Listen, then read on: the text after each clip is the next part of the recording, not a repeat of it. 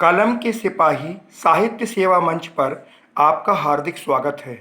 मैं वल्लभ यमुनेश्वरी नैनपुर मध्य प्रदेश से मुक्तक प्रस्तुत है।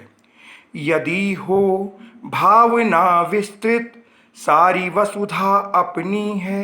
यदि हो भावना विस्तृत सारी वसुधा अपनी है। अपनत्व हो हृदयों में सदा सुरभित ये अवनी है।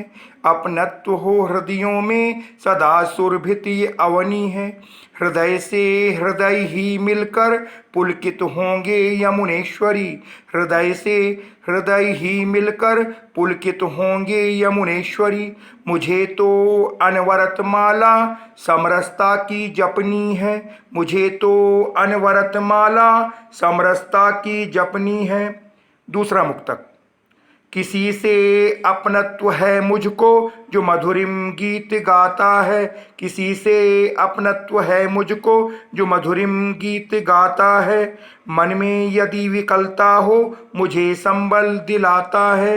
मन में यदि विकलता हो मुझे संबल दिलाता है।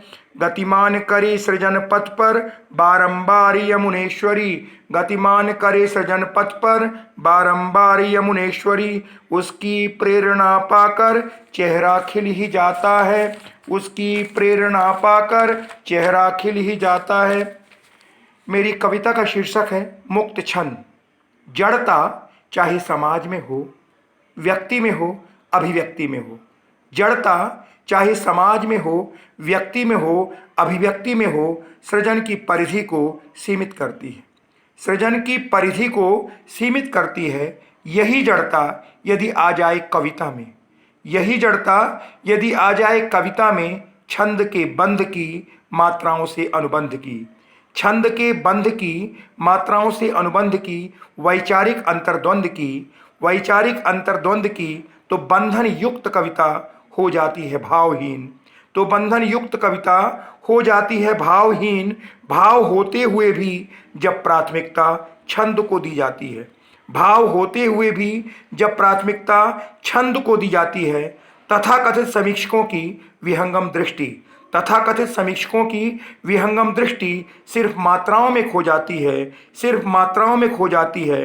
तब सहज ध्यान आता है निराला का, तब सहज ध्यान आता है निराला का, जिन्होंने संपादकों समीक्षकों की उपेक्षा के बाद, जिन्होंने संपादकों समीक्षकों की उपेक्षा के बाद हार नहीं मानी थी।